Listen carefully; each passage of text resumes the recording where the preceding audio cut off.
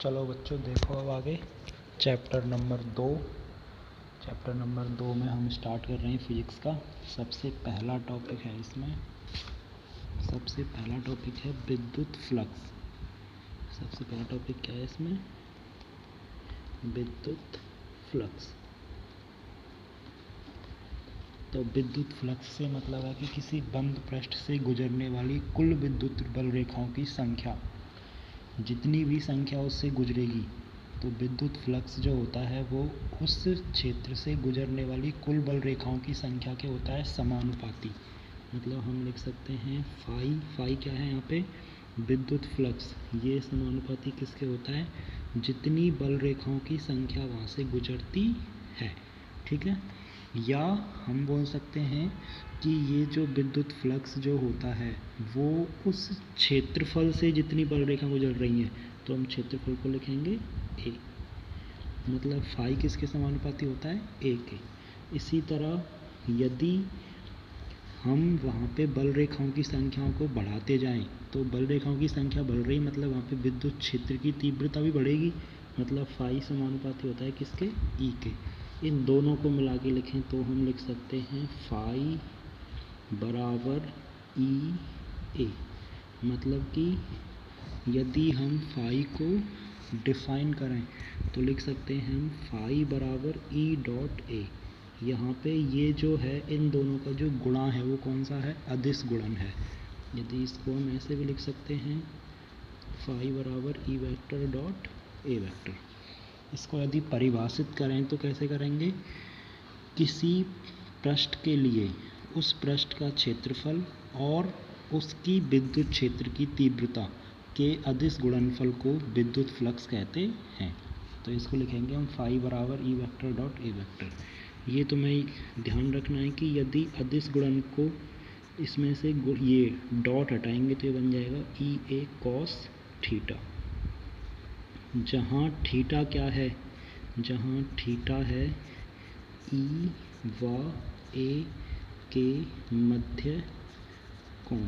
मतलब कि जिधर आपकी विद्युत क्षेत्र तीव्रता होगी और जिधर उसका क्षेत्रफल होगा, उन दोनों के मध्य का वो जो कोण होगा। देखो यहाँ पे है ये कॉस थीटा। यदि थीटा का मान होगा 0, या इसका मतलब क्या होगा? कॉस जीरो का मान कितना होता है? 1। तो वहाँ पे फाई अपना क्या आएगा? अधिकतम आएगा, मैक्सिमम आएगा। मतलब कि फाई मैक्सिमम कब आता है? जब ई ए कॉस कितना हो जाए? 0। हम लिखेंगे चूँकि थीटा बराबर कितना होगा? 0 डिग्री। तो यहाँ से क्या आ जाएगा? ये फाई मैक्सिमम या अधिकतम कितना आएगा? ई ए।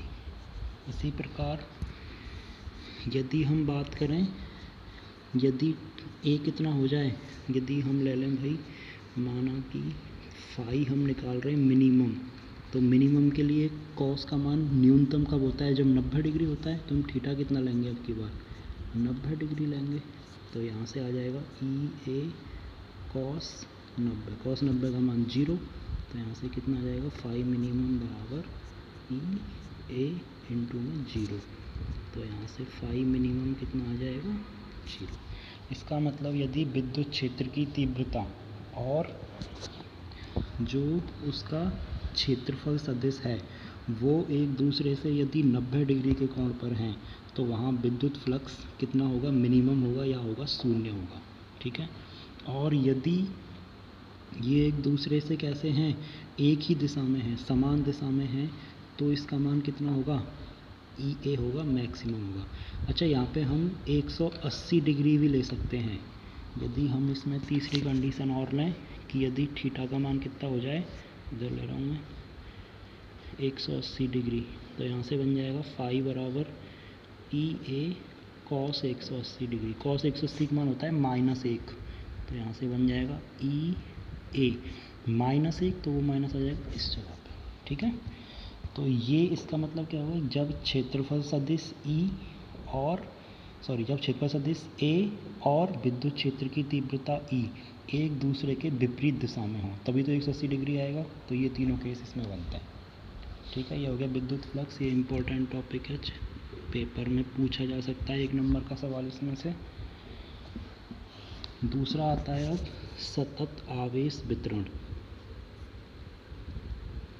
मतलब कि यदि कोई एक ऐसा पृष्ठ और उसके ऊपर आवेश का वितरण हो रहा है तो वो सतत होगा, और ये सतत होगा तुम्हारे 3 रूप में होगा। एक तो कब, पहला होता है रैखिक आवेश वितरण।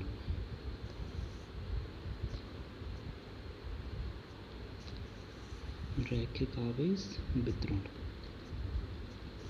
ये सिंपल है, इनकी परिभाषा पहले मैं लिखा चुका हूँ। तो रैखिक आवेश वितरण से मतलब क्या है कि एकांक लंबाई पर वितरित आवेश, एकांक लंबाई पर वितरित आवेश, क्योंकि रैखिक मतलब कोई रेखीय है तो इसको लिखते हैं लैम्बडा से। मान लो भाई एकांक लंबाई कोई हम छोटी लंबाई ले रहे हैं dl लंबाई, और इस पर वितरित आवेश है dq, तो बन जाएगा लैम्बडा बराबर dq बटे में dl। यदि कोई इसका तुमसे पूछे मात्रक तो dq क्या है, आवेश, आवेश का मात्रक क्या होता है कूलाम, बटे में dl क्या है लंबाई, लंबाई का मात्रक क्या होगा मीटर। ठीक है। यदि किसी अल्पांश पे यदि हम कुल निकालें, टोटल निकालें, तो यहाँ से मान लो कुल आवेश है स्मॉल q और उसकी कुल लंबाई कितनी है स्मॉल l, ये तुम्हें याद रखना है। दूसरा होता है पृष्ठीय आवेश वितरण। दूसरा होता है पृष्ठीय आवेश वितरण, मतलब कि इस बार आवेश कहाँ वितरित होगा, किसी पृष्ठ पे। अच्छा, रैखिक आवेश वितरण जैसे मान लो हम किसी कोई तार है कि तार के ऊपर यदि आवेश का वितरण करेंगे तो वो उसकी लंबाई पे वितरित होगा, जिसे हम बोलेंगे रैखिक आवेश वितरण। पृष्ठीय वाले में यदि हम किसी पृष्ठ पे जैसे मान लो कोई परत हो गई, मतलब कोई ऐसा पृष्ठ जिसकी दो भुजा हों, तो वहाँ आप क्या लेंगे उसका पृष्ठीय आवेश वितरण। ठीक है। तो इसको लिखते हैं हम सिग्मा से। तो ये होता है एकांक क्षेत्रफल। अब की बार नीचे क्या आएगा एकांक क्षेत्रफल। यदि हम एकांक कोई किसी अल्पांश की बात करें, मान लो एकांक क्षेत्रफल उसका dA है और उस पर वितरित आवेश dq।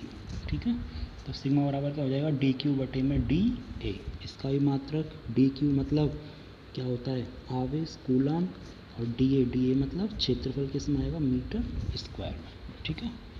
ऐसे इसको लिख सकते हैं यदि कुल आवेश q और कुल एरिया A। तीसरा आता है भाई आयतन आवेश वितरण।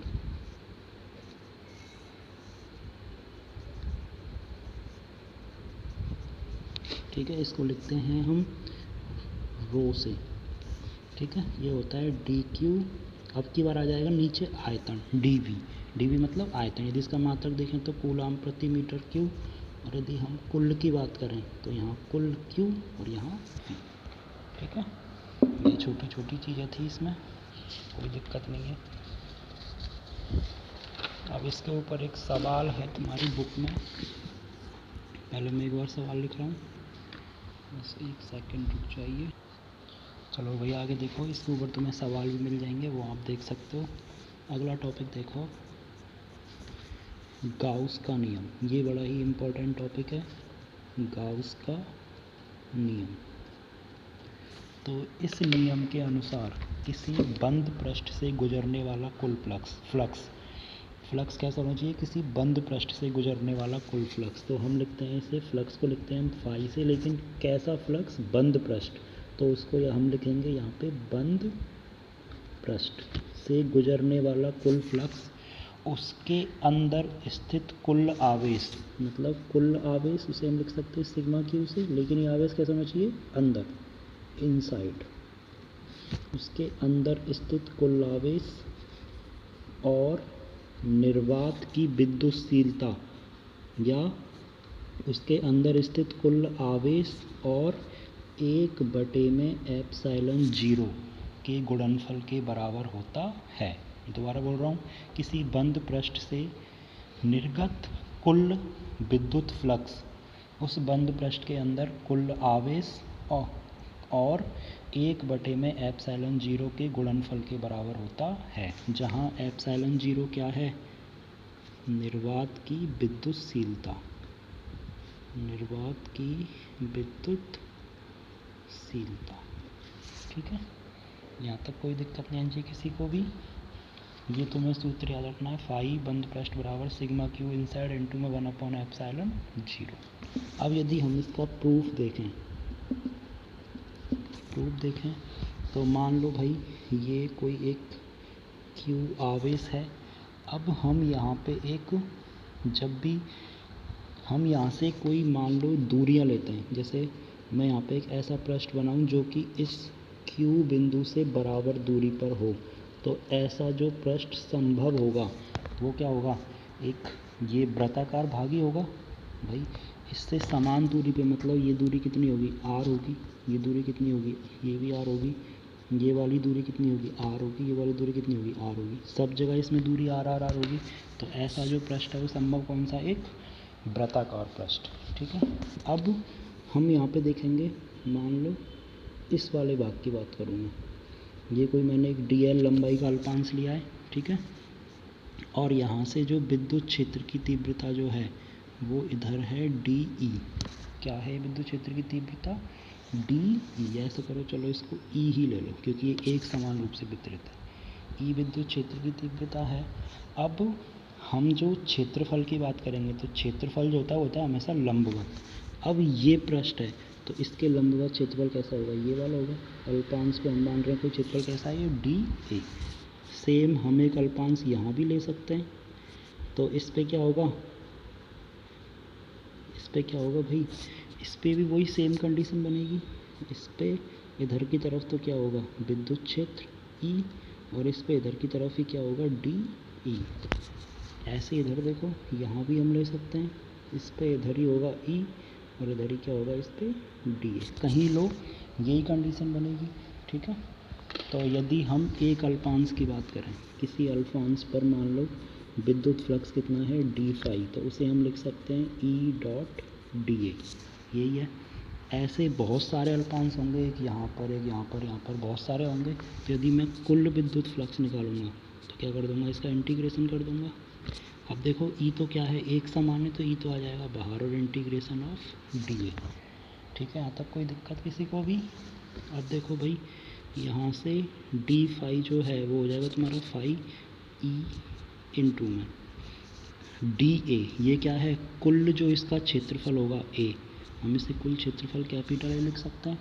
ठीक है, अब यहाँ से देखो फाई बराबर E क्या है यहाँ पे, विद्युत क्षेत्र की तीव्रता। तो किसी आवेश से r दूरी पर कोई बिंदु है और इस पर निकालें विद्युत क्षेत्र की तीव्रता क्या होती है, यहाँ से इतनी r दूरी पे क्या होती है, KQ बटे में r स्क्वायर। तो यहाँ से हम लिखेंगे K इंटू में Q। अब देखो यहाँ पे Q जो है वो हम ले रहे हैं DQ। ठीक है, DQ, या ऐसा करो, चलो Q ही ले लो, छोड़ो। कुल आवेश कितना है इसके ऊपर, Q, KQ बटे में दूरी क्या है, r स्क्वायर इंटू में एरिया। अब एरिया किसका आएगा, इसका। तो ये क्या है, एक गोलाकार, हमने एक गोलाकार भाग माना है, हम क्या माना है, एक गोलाकार भाग। तो गोले का क्षेत्रफल कितना होता है, 4 पाई, और गोले की त्रिज्या कितनी है, r स्क्वायर। ठीक है, कोई समस्या यहाँ तक। ठीक है जी। अब यहाँ से यदि ऐसा है तो हम लिख सकते हैं फाई बराबर K का मान 1/4 पाई एप्सिलॉन 0 इंटू में r स्क्वायर, और ऊपर चल रहा है तुम्हारा Q, और इंटू में 4 पाई r स्क्वायर। तो 4 पाई और r स्क्वायर से गया 4 पाई और r स्क्वायर, तो फाई कितना आ गया, Q बटे में एप्सिलॉन 0। और यही हमें करना था इस पर सिद्ध। ठीक है, यहाँ तक कोई दिक्कत नहीं है। अब आगे देखो, तो ये गाउस का नियम। अच्छा, गाउस के नियम से संबंधित कुछ महत्वपूर्ण बात हैं। फर्स्ट नोट है कि किसी पृष्ठ के बाहर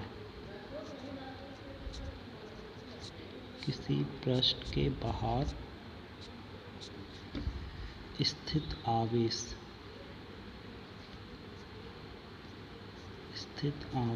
के कारण विद्युत फ्लक्स शून्य होता है।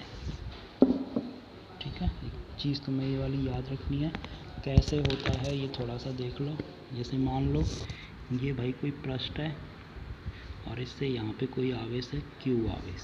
ठीक है, इस पर हमें निकालना है इस आवेश के कारण विद्युत क्षेत्र। तो यदि यहाँ से ऐसे बनाऊँगा, ऐसे निकालूंगा। अब देखो, इसका एक भाग होगा ये वाला और एक भाग होगा ये वाला।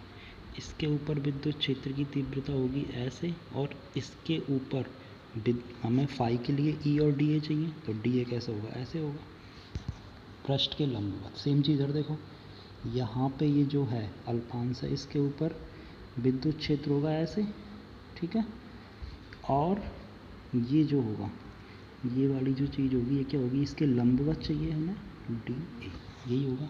देखो इसके कारण आएगा ई डी ए, यहाँ तो दोनों सेम दिशा में, तो कितना कॉस 0, और इधर जो आएगा वो क्या आएगा ई डी ए, लेकिन ये दोनों विपरीत दिशा में, इसलिए कॉस 180 डिग्री। तो कॉस 180 -1, मतलब इस वाले पर आएगा माइनस के ई डी ए, इस पे आएगा प्लस के ई डी ए। तो इसके कारण जो नेट आएगा, कुल आएगा, वो कितना आएगा तुम्हारा 0। ठीक, जिस तुम्हें ये वाली याद रखनी है। दूसरी, फाई का मान बंद पृष्ठ के अंदर स्थित आवेश के कारण ही होता है। ये हमने गाउस के नियम में देखा है कि हम सिर्फ एक ऐसा आवेश लेंगे जो कि बंद पृष्ठ के अंदर हो, तभी वही सिग्मा क्यू लेंगे हम। ठीक है। तीसरी